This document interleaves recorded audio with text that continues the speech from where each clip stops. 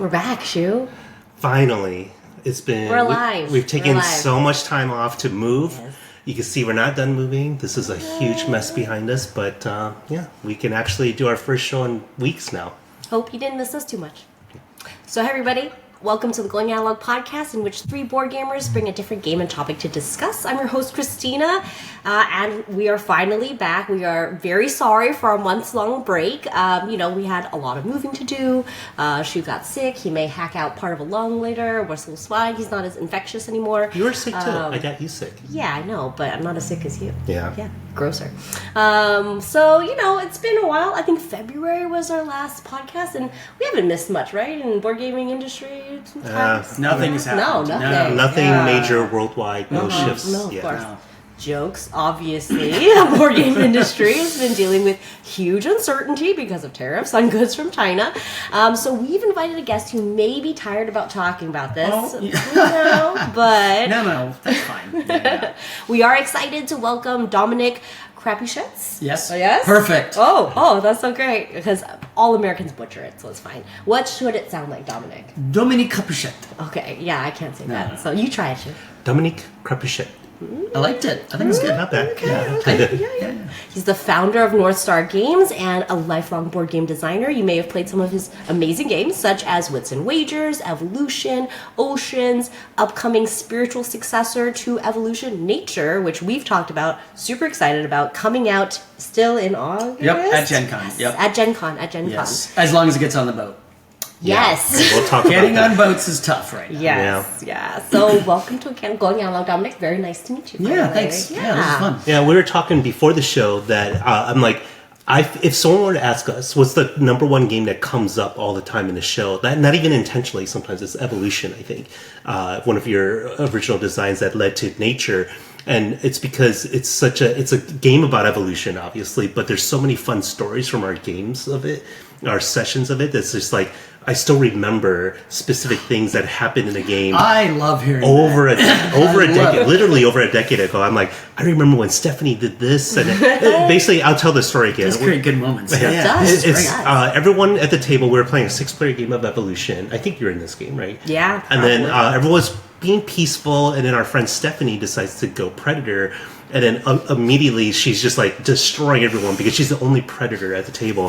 But then all of us evolved, right? Like we did what the game wanted you to do. Like, let's develop defenses. Like, so some of us started to climb up into the trees, developed armor shells. And we played accordingly to what happened at the table. And then all of a sudden she went from dominating for a few rounds to like, now she's in trouble. Yeah, she couldn't find food because we all adapted. That's great. And it's just like, and that just naturally came up just based on what happened in the game. So that's why the system is just so cool to me. My favorite part is when somebody has to eat their own animals. And that makes me feel very happy when it's not me. And when it has horns. Have you ever seen that? That's the best. They have to eat their own horned animal. Yeah, I think the last game of Nature we played, like you and our friend Nam were just laughing because I was like, I was eating. All of a sudden I'm like, oh no, I have to eat myself. And they're just giggling and they thought it was so funny. You did end up winning. So you came back from that. But we still enjoyed you eating yourself. Yeah. So. Oh, and here's Nature. We have the box here.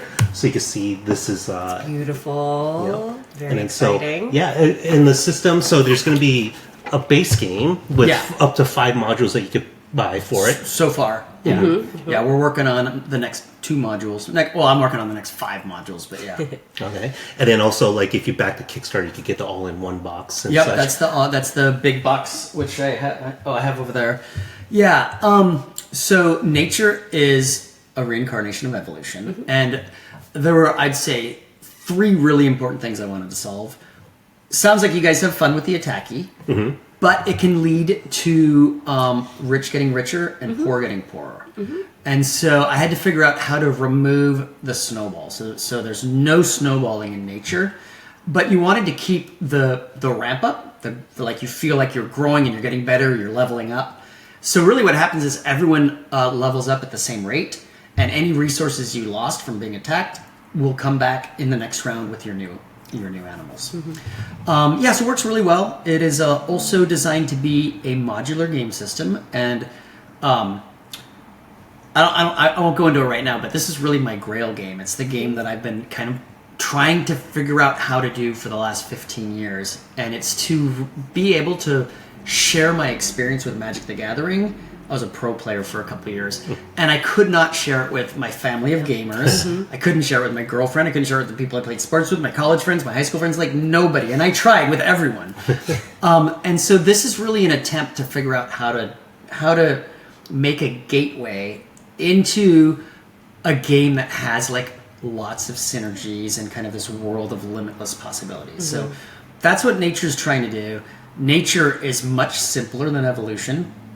And plays much better with new players. So Evolution sometimes is very mean to new players, and can provide a bad experience. Even though memorable experiences, it can also provide bad experiences. And so you'll find with Nature, I kept in all the interactivity, but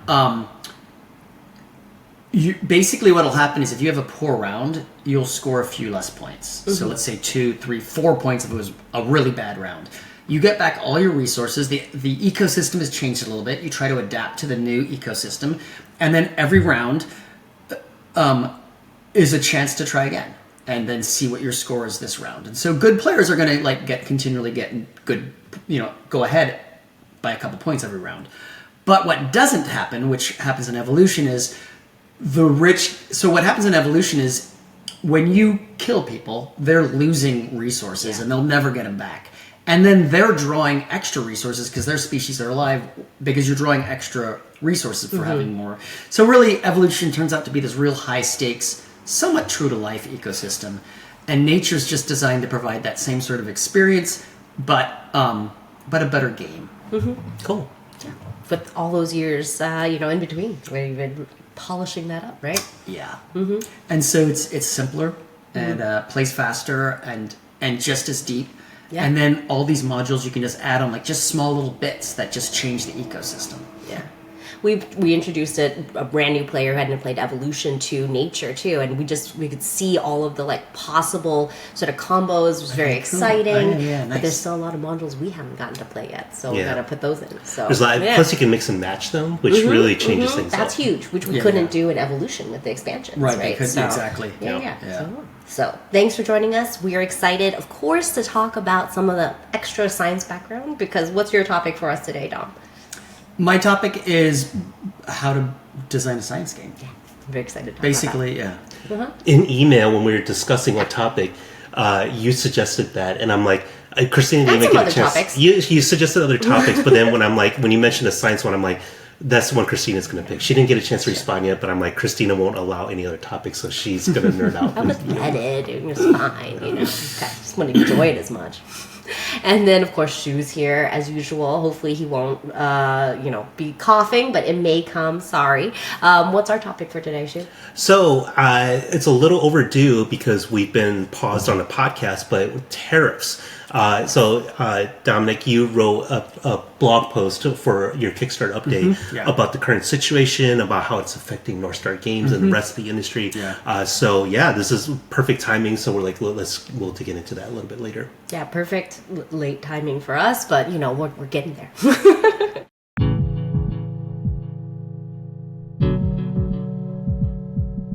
We like to start off by highlighting a game, so we each brought a game to talk about. So why don't we start things off with our game, Shu? Okay, yeah. So our game picked for this episode is Super Boss Monster.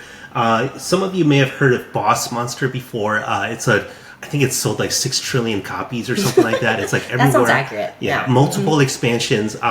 I remember when I was first getting into board gaming, I was attracted to because they designed the box to look like a game cartridge. Yeah. It's like very evoking like 8-bit memories. Yeah. So the new one, you could tell this, if you're old enough, you might remember the Super Nintendo. This looks like a Super Nintendo cartridge. Down from the black frame. The super powered. This down here looks like it looks just like a Super Nintendo cartridge.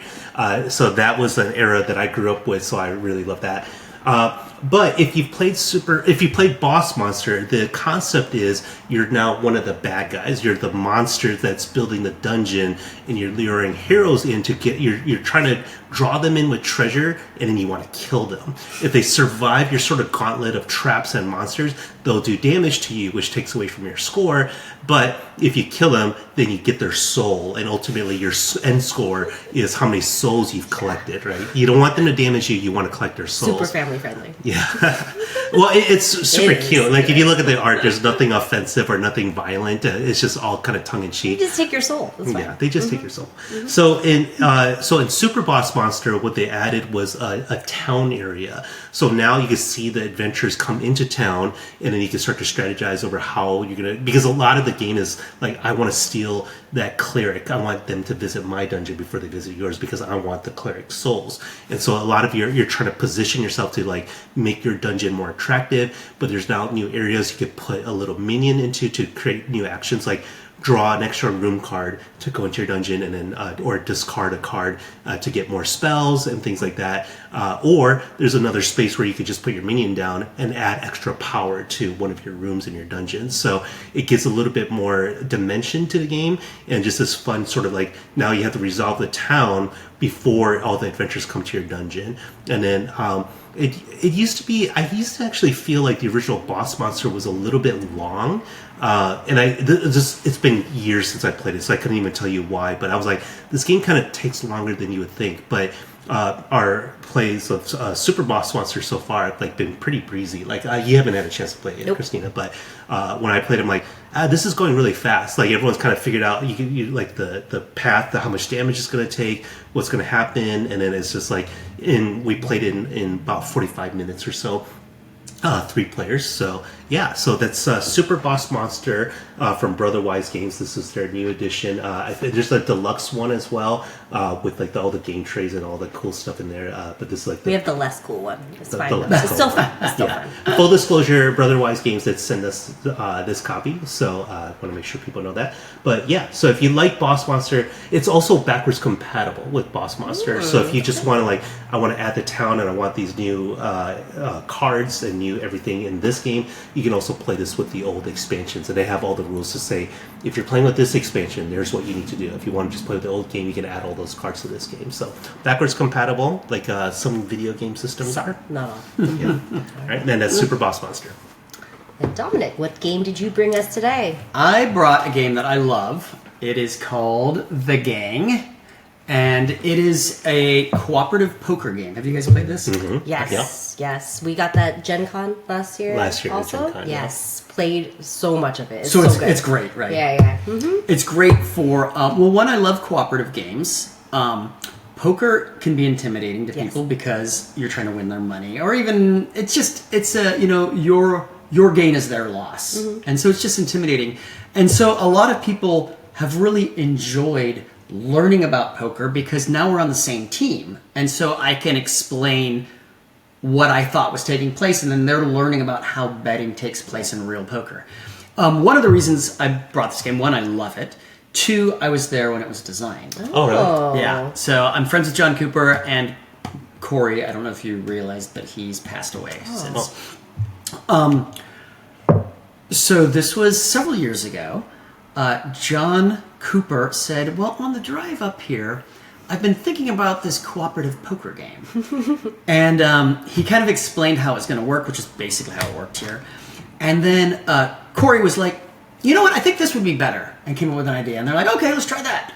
And so then they went and they tried it, and I was like, this doesn't work. Okay. And then Dave Chalker, who did Vendetta, Thunder Road Vendetta, was like, well, maybe we could do this. And John Cooper was like, yeah, that's what I was thinking. And then they tried it, and it was like, it just worked. And then soon, I was at a game designer retreat. Soon everyone was just kind of playing cooperative poker. And it probably got played hundreds of times. Yeah. And then they tried to do all this development stuff, and basically, like, the core is just so much fun. It just, like, basically came back to the core. But basically, as you guys know, poker, you've got some cards, and then some cards are starting to get flipped over. and you're betting based upon how good your cards are and how good they match up with the flips. And in cooperative poker, you're basically trying to figure out who among us three has the best hand. And to begin with, you see no cards, and everyone says, no, I think I'm the best, no, I'm the best, and you kind of are arguing on who's the best, and then second best, and soon you have 3 chips, first, second, third.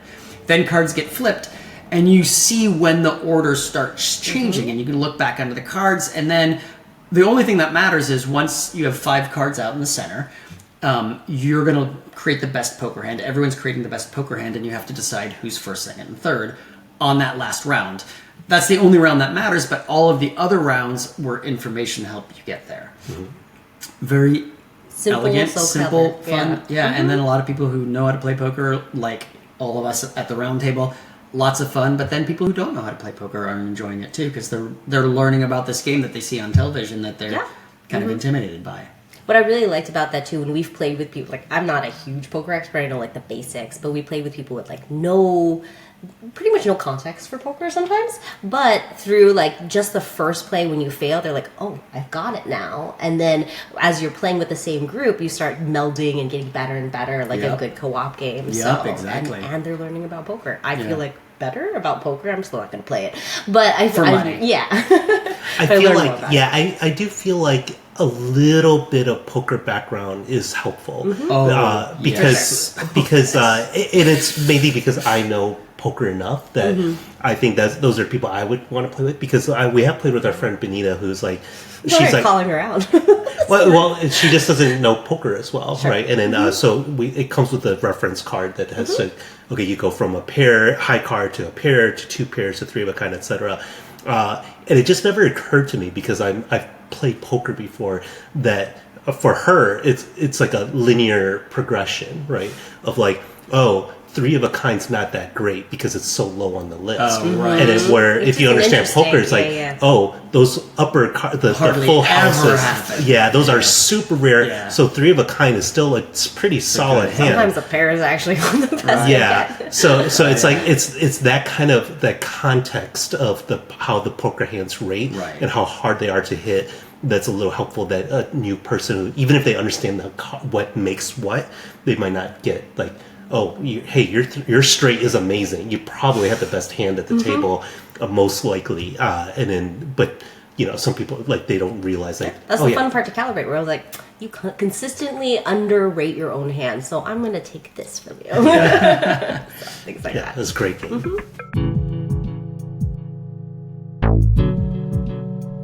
So let's get started on our topics.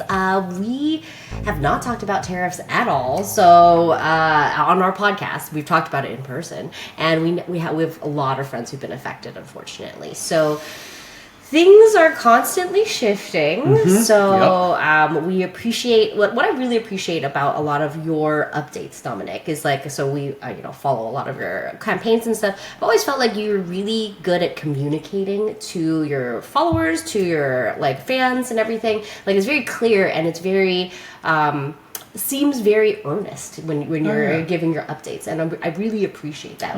When I think about your updates, I'm like, okay, this is very clear, and I understand what's going on, and this is your perspective, and I learn a lot from them. So thank you.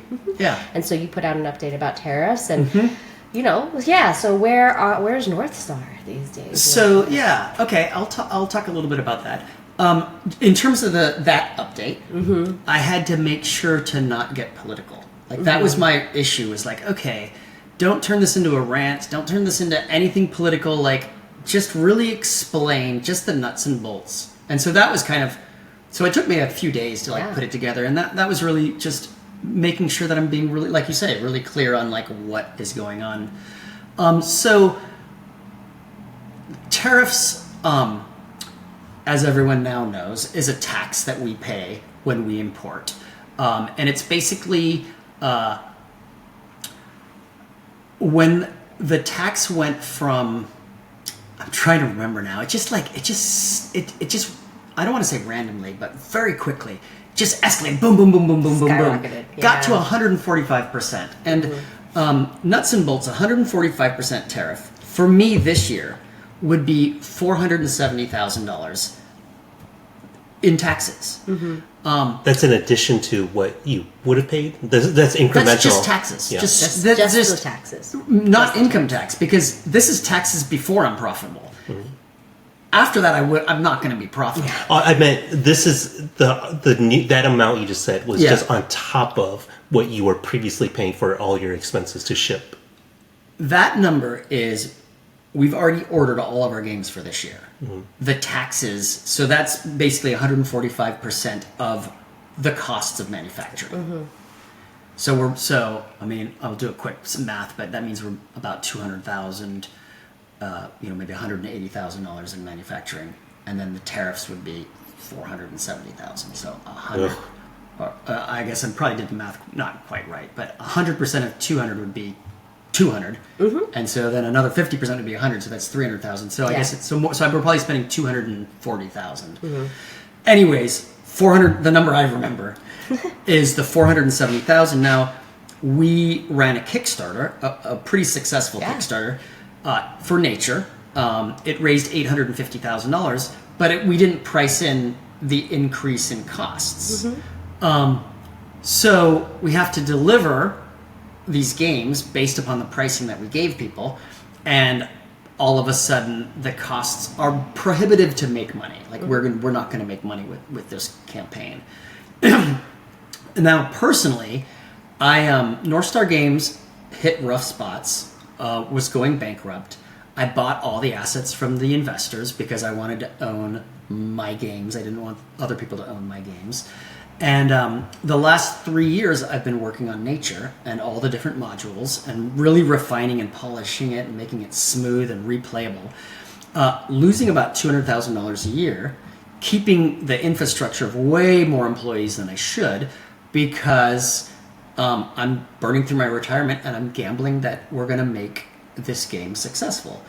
And basically at launch, I have to be cash flow positive. And then, as long as we're cash flow positive, then I can keep, this is a passion play for me. It's what I want to be doing with my life. And so I don't really need to earn back all of that money, but I need to have a company that's sustainable. Yeah. And so this is the year where I'm running out of cash. I can't keep funding it. And all of a sudden, $470,000. Like, I think we can go from losing $250,000 to earning $100,000. So that's like a $300,000 swing, $350 or whatever. We can't do a $700,000 swing. That's just not even within the realm of even if it's just a skyrocket blockbuster. We're not going to make that. So it caused a huge wrench. We had to lay off someone, which I was not expecting to do. Tighten our belts, and as you know from the update, we raised money from our backers, who were super, super gracious. I think so. They basically donated money to us, and we did it in the form of, we created a mini module, which is actually really fun. And I love mini modules because you can add it so easily, and they interact so differently with all of the different modules. But anyways, we charged $20 for something that really should charge a lot less. And we raised $60,000. And now that the tariffs have gone down to 30%, I think it's going to probably cover most of what we need to. So the 470 was not just for Kickstarter. Kickstarter was probably an extra 200,000, so 180,000. But yeah, so the 60,000 I think is going to cover it all. So we have the 30% tariffs, but then it's a 90-day reprieve. So we really don't know where we're at. Try to get it out in the 90 days, and then that's all you've got. Yeah, so that's what we're going to try to do. And then I was leading into a little bit about the shipping. So ships got turned around. Right. So basically, there's a huge backlog of people that want ships now. And so obviously, the bigger companies have more money for it. And so the prices are like going skyrocketing. And they're hard to find. In fact, a lot of times it's just like we can't find the ship we need. Wow. So yeah, that's where we're at now, and fingers crossed. We've got about 2 more weeks before the games are completely done and then packaged up and ready to be shipped. And so hopefully it'll die down a bit so you can find that ship. We'll see. Yeah. There's going to be a big backlog. And then, obviously we need to get into the 90 days. And then after that, like you say, the uncertainty, we just don't know what's going to happen. we try to speculate, and that takes a lot of energy. We've used to do all these financial models, but at this point, it's like Why even bother? we're wasting our time. Yeah. So I kind of feel like Trump is going to keep the tariffs on China. Like that's what he sees as the biggest threat. Mm-hmm. And he needs to have. He can't he has to have a win, like with his base. And so I think the tariffs are going to stay around. I think they're going to go. Well, 30% would be great, but he calls it a reprieve. I think they're going to go up. And my belief is he would like to get rid of income tax and go back to the good old days when there were just tariffs, paid for the government. That's my guess, and I don't think he's going to be able to do that, but I think he's going to kind of try. Mm-hmm. And I think China's going to get the brunt of it, is my guess. And then, so that puts us in a precarious position moving forward. There are a lot of manufacturers in China who have established relationships with manufacturers in Vietnam and other countries. Mm-hmm. And so we're actively pursuing other relationships. Okay. And so now, for the future of your company, are you just simply there's nothing else we can do but wait and see, or do you have to make alternative plans, assuming the worst? So when it was 145%, I kind of felt like I had two options. I either close down the whole company and lay off everyone and just kind of go dormant for I don't know how long, and then see what happens, because let's just pretend the tariffs stay, prices are going to go up, and the whole economy is going to shift, and soon people will kind of get used to the new norm, and then I could release the game with the new norm and the new prices that can be supported with 145% tariffs. So that was one option, but I really didn't want to do that. Mm-hmm. So the other option was to launch and then hope that the game is a really successful launch, and then figure it out. And so that's kind of the route that we took. Our plan was to take all the games and bring them into Canada and just hold them there until some negotiation took place, and then we'd quickly bring them over. Mm-hmm. Of course, that's more expensive to ship it into a place that's so. The cheapest way to ship it is exactly how we normally do it, which is through the Panama Canal and around to us by Richmond. So it was going to be $15,000 more to do it up in Canada, and we just never knew. And then we're paying monthly storage fees. Store it there, yeah. Yeah. Mm-hmm. Whereas our manufacturers in China said, you can keep it here for free for at least 3, 4, 5 months. We'll see. Mm-hmm. Yeah. So, anyways, we're gonna make it. We're gonna try, and we'll see what happens. Well, good luck. Thank you. Yeah, it's tough. Yeah. I saw, in your post, you also, in case people are interested, you can look for this update from Dominic, because you also linked to a lot of other big manufacturers and designers and publishers who put out their own statements about what's going on in the world right now. And it's super complicated.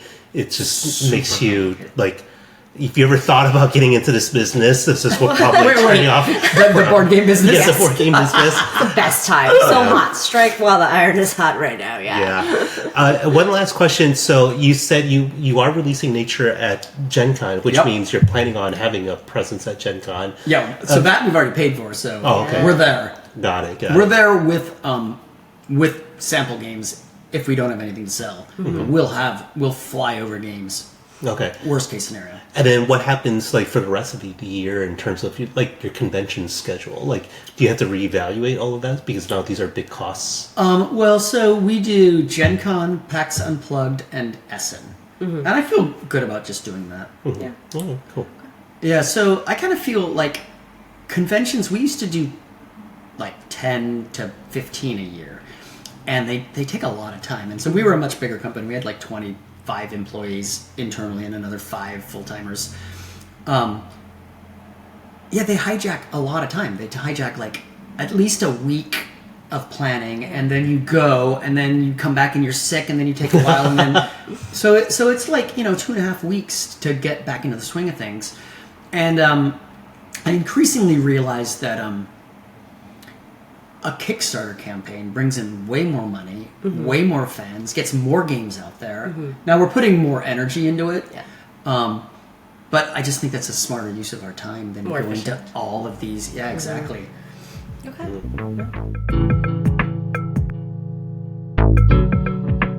And I want to save some time to talk about Dominic's topic because I'm very excited about it. So what is your topic again? So my topic is science games. So basically, it doesn't have to be science. It could be anything real life. Yes. So history. So I'm not really sure the best way. Do I just go into this, or do you guys How have did you questions? approach it? Yeah, I mean, like, I'm a consumer of Yeah. science games, and I will tell you along the way what I look for in one. That's a great starting place. Yeah, well, so because I have a science background, I majored in biological sciences. I still teach bio and chem. I resist teaching physics. And like, I love science. I love talking about it. I love random facts from it. So when I get a science themed game, I'm looking to make sure like that it's not bad science, it's not pseudoscience, and that in the rule book they give you little fun facts, and I find that very exciting and fun. So that makes me very happy. I have some special favorite science games. Evolution was one, and now Nature's a new one, of course, because I teach biology. And I have some others that I love talking about because of the science, and they're fun games too. I do want to make sure this game is still fun. Gotta be fun. Because there's somewhere they just, it's the theme and it's a card game. There's not much actual like strategy to the actual gameplay. And I feel like things have moved so much. The meshing of the two is like so much better now than it used to be, and it makes me very happy. Yeah. So what is your approach for your games? So I inherited the theme of evolution from a Russian biologist, and really what was fascinating to me was a dynamic ecosystem that felt real. I'm like, these creatures are interacting and they're adapting and they're changing, and I like it. It came to life for me. So that's really what I wanted to capture. I don't think the theme of evolution really comes through because one, evolution is random mutations. Two, it takes place over 100 million years. And so I think emotionally what people really resonate with is I'm adapting to the changing environment now. The workplace is changing. The world is changing. I'm adapting. And so I think that's how people emotionally connect with the theme. So I really focused on nature, focused on ecosystems and adapting to the changing environment. And so it makes it more approachable for people.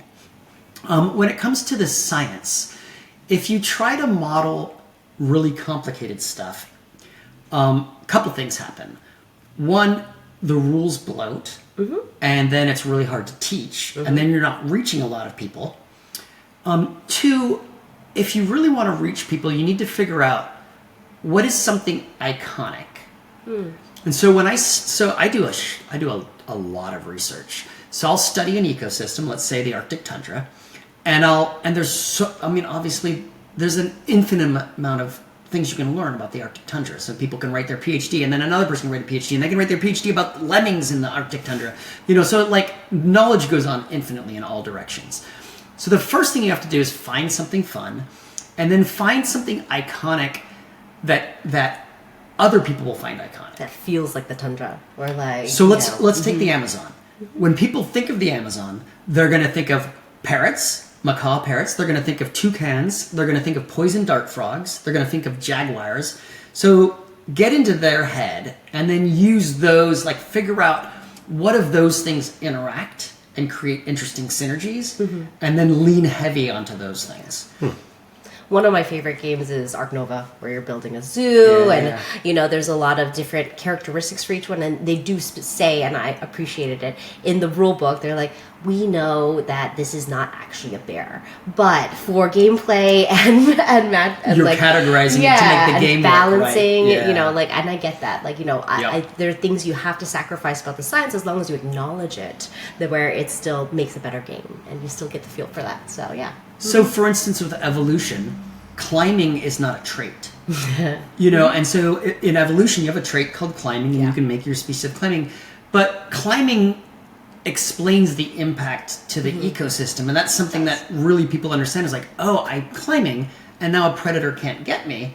And if they climb, like they are going to need to be able to climb to get me. Mm-hmm. And so like that interaction just makes sense. And then we do the same thing in nature, but climbers can also get fruit down in the Amazon. Mm-hmm. And like that makes sense. So like, okay, you've got to be able to climb up to the trees to get the fruit in the canopy.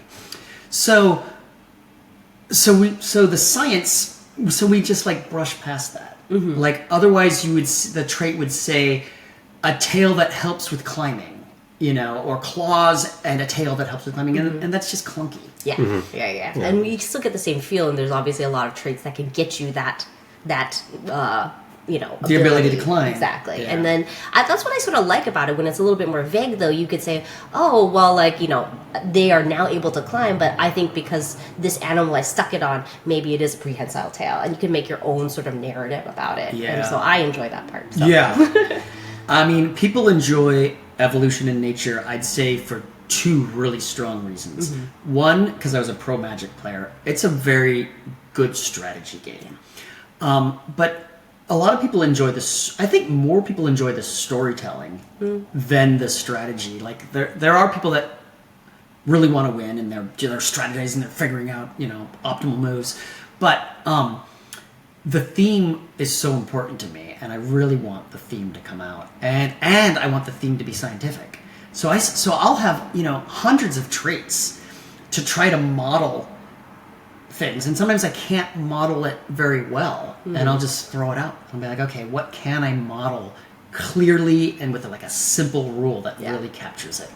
Yeah, it works. Like we said with like our friends that we introduced nature to, you could see it in their eyes, right? Of like these like little light bulb moments, and like, oh, like they don't even need to understand the mechanics of the game so much as like this just makes sense, right? Like your climbing example, like I could climb to get away, or I could be faster than your species that's coming after me. As long as I could be a little bit faster, I'm safe. And it's like they're like it just all intrinsically makes sense. So I think what you're going for works because it's not bogged down by the literal science, and it's not bogged down by mechanics. It's just like what is just intuitive for people that they could kind of figure out. And that's where I start, is what are people going to expect, and how do they view the Amazon? Mm-hmm.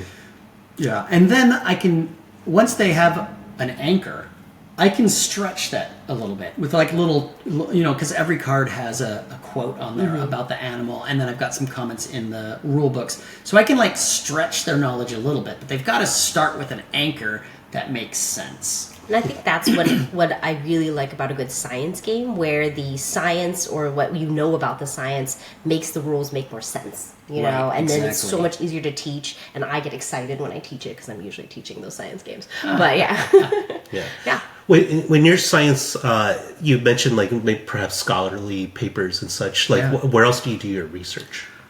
So the internet. I mean, a lot of Wikipedia. I actually have some.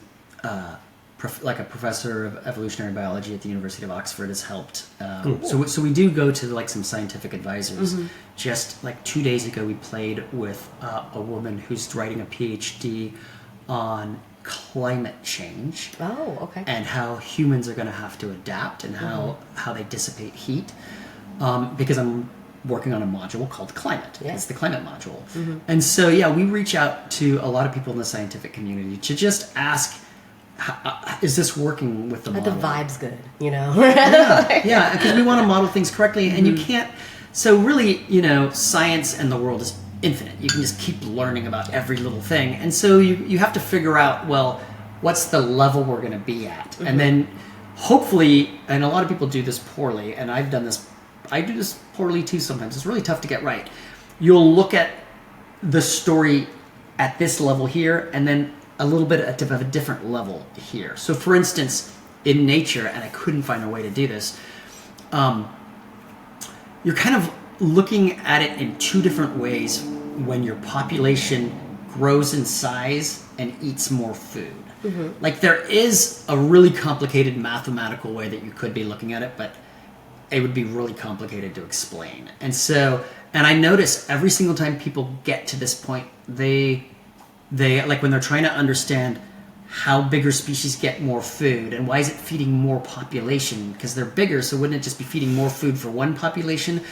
There's a hiccup because and I tried to keep the theme correct, but the gameplay sucked every time. Mm-hmm. And in the end, although I want as much science as I can put into it, it needs to be a good game. Yeah.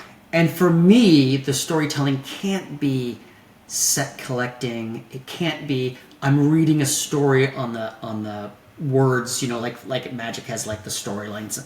Like to me, that's not. I want emergent gameplay to feel like the thing itself. Mm-hmm. And so that's what I'm going for. Is like this is an actual ecosystem, and when you add flying species, how does that impact the ecosystem? And when you add climate, what happens to the food source, and what happens to how easy it is to populate? And so those are the things that I'm really trying to communicate. Mm-hmm. Oh.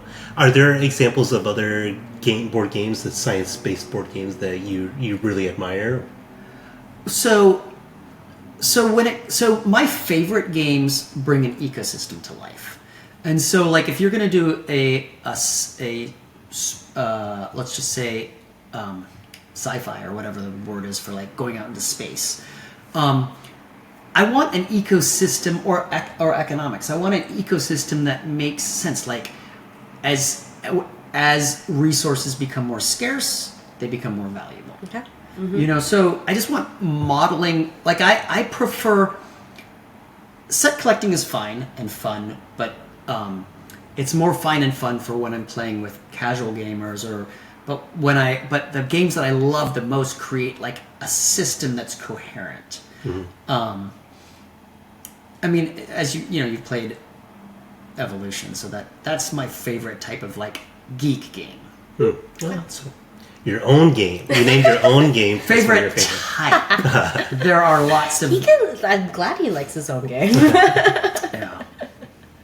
So thank you so much for joining us. We had a lot of fun talking about that. And we're excited for Nature to come out in August, right? Yes. That's what we're aiming for. Yes. And this is also a rare in-person appearance. Usually we do these as virtual calls, but you were in town. Yeah. And then sort of like, stop by and then we could do this in person. That was great. Thank you guys. Yeah. That was really nice. Thanks for stopping by. Where can people follow you and North Star Games and keep up to date on everything? So, NorthstarGames.com is our website, and we have socials at North Star Games, I think. Okay. I don't do all the socials. Google it. You'll find it. You'll find it. But if you go to our website, of course, you'll get there. But, like, if you really want to follow us, we have a Discord community. Oh, okay. And that's where all of our playtesting takes place, and that's where we answer all the questions, and that's where, like, there's a really nice community of people that are helping us build this nature game, but also our other games.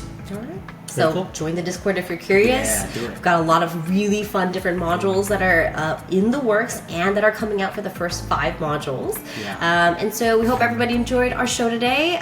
Welcome back. And thanks to our super beige, super You just editor, Mike. welcome yourself back? No, I know. I mean, Welcome they got back, it. They me. get it. Well, listeners, and welcome back to you. Yeah, you're back. Okay. So now you can stop listening and go play a game. Bye, everybody. Bye. Bye.